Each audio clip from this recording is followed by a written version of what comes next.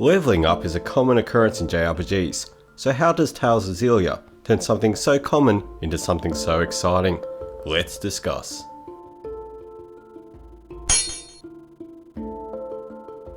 Hello and welcome to Critique Hit, where we take one game and analyse a specific design element from it. I'm your host Kados, and today we'll be talking about Tales of Xillia.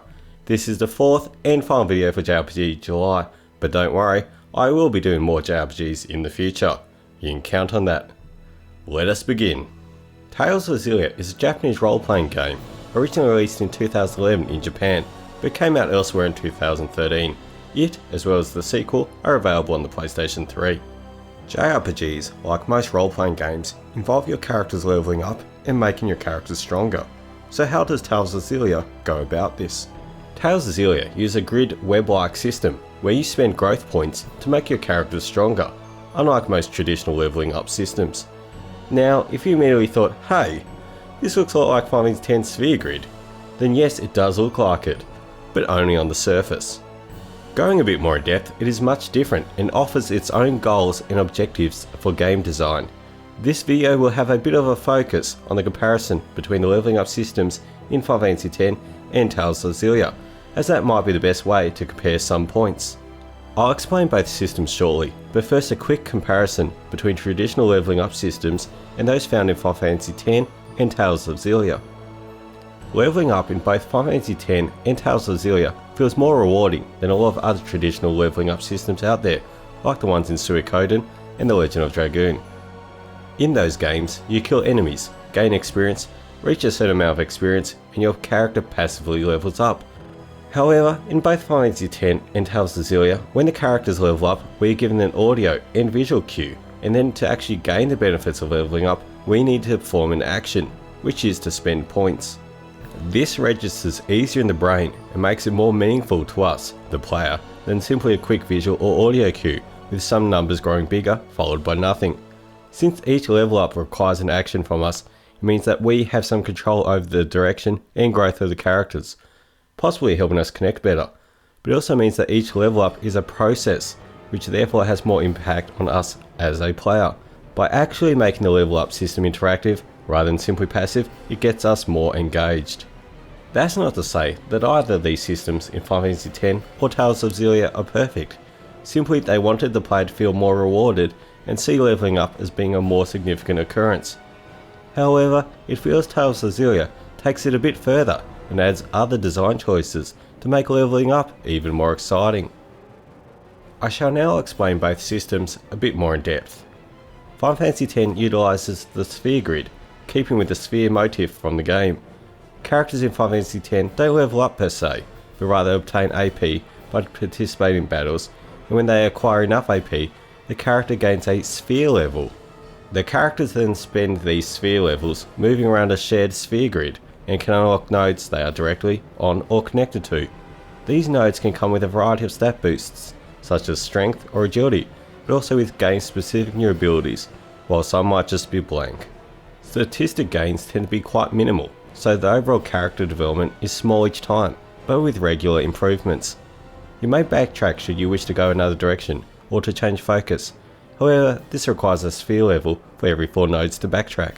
You are able to get infinite sphere levels. However, the most efficient approach to the sphere grid is to plan ahead with working towards which abilities or stats you want your character to acquire. Now onto Tales of Xillia's character development system.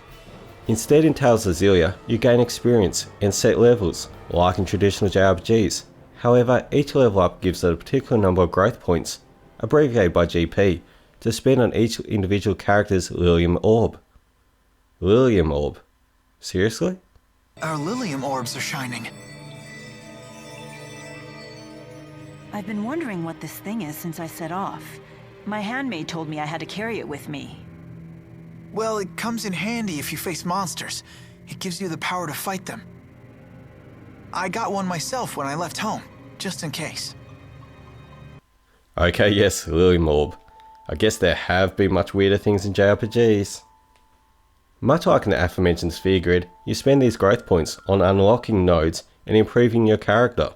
One thing you might immediately notice are the stat increases, with big boosts like strength plus 12 and vitality plus 10. In comparison to the small plus 1 to plus 4 in the Final Fantasy X sphere grid, this seems massive. However, as we mentioned in the first critique hit video, Sonic and All-Stars Racing Transformed, it is unfair to compare different values from different games. But here's the thing, in Tales of Xillia, these numbers make it feel like you are getting sizable improvements. Each time you level up, you see this huge increase to particular stats. Now, please note I use the word feel, and this is where we come across an interesting part of game design. There is a difference between what a player feels and what's actually happening from a technical perspective. This plus 12 strength feels like a massive increase, however when it comes to the actual battles it might not be that much of an improvement. This is where we come into the theory of number psychology, and how the size of particular numbers can have an impact on us. The large number increases in Tales of Xillia give the impression that you're becoming stronger than what you might actually be.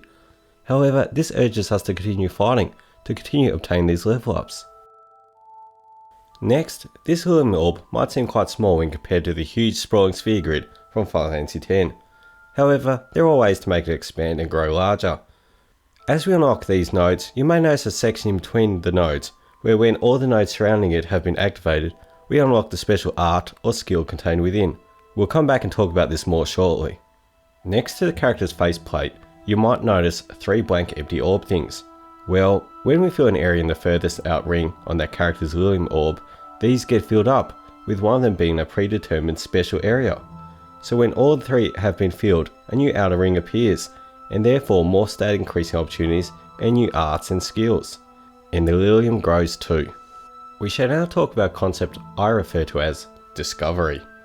As gamers, we tend to link discovery with exploring 3D and 2D worlds and find treasure chests or other cool things. However, game designers can implement discovery in other ways into their games. This is to fulfill the satisfaction some gamers get by acquiring new knowledge, learning new things, or finding something new and exciting, which was previously unknown. When we expand the character's Lilly orb, we are not sure which new arts and skills will be available, so it feels quite exciting each time we expand. Maybe there will be an awesome new art to use in combat, and therefore enticing us to level up more. The way new rings unlock, and with it the potential for cool new abilities and arts to discover and work towards, make leveling up very satisfying. The Lilly orb has it so that you're always going towards a goal and being rewarded for each level up. In Final Fantasy X sphere grid, there are these blank spaces, so when we do gain a sphere level and move to one of these, it feels less satisfying. Plus, you can potentially waste some sphere levels in backtracking. Whereas the Lilly orb has every node having a stat upgrade, and you never feel like you're wasting your node choices, because due to the web-like structure, it is quick to change focus. And what could be perceived as a wasted node choice could be used later on as the quickest way to reach a new section of the Lilly orb. And lastly, as mentioned earlier, the leveling up in Final Fantasy X is quite gradual and seems to be lacking those moments where it feels like you've obtained a significant boost or gained a game-changing ability. Sure, some abilities such as Auto Life and Ultima are great, but they don't have that feeling of achievement, or at least in comparison to the arts and skills unlocked in Tales of Xillia.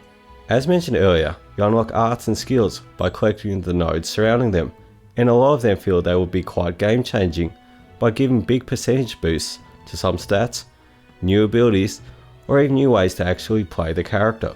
Tales of Xillia has these smaller goals and aspirations to work towards, which are ever changing as the Lilly orb expands. This makes leveling up feel much more impactful and strongly reiterates that your characters are getting stronger. Overall, the focus of the Lilly orb is about immediate, exciting and satisfying progress, which suits the battle system in Tales of Xillia, while the sphere grid is more about strategic, slow-paced planning, which reflects the battle system in Final Fantasy X. Once more reiterating that neither system is better, just how they work differently to match the goals of the game. When I played Tales of Xillia, I thoroughly enjoyed the battles, and the leveling up system motivated me to continue to level up, and to see it as something to look forward to, rather than leveling up simply being a byproduct of it being a JRPG. For anyone else out there that has played Tales of Xillia, did you also enjoy the leveling up system?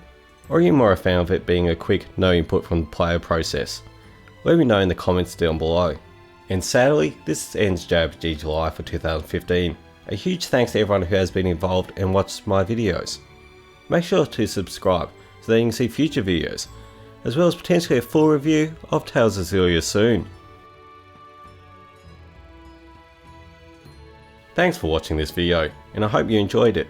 If you've reached this far, I think you deserve a level up. Well done. To help your allies get some more gamer XP, share this video, and if you're feeling generous, click like so that I can try to level up too. If you'd like to grind out some more JRPG videos, why not go and check out our video on efficiency in Final Fantasy X, or if you missed it, check out last week's video on the addition system in the Legend of Dragoon. Once more, thanks for watching, and this is Kados logging out.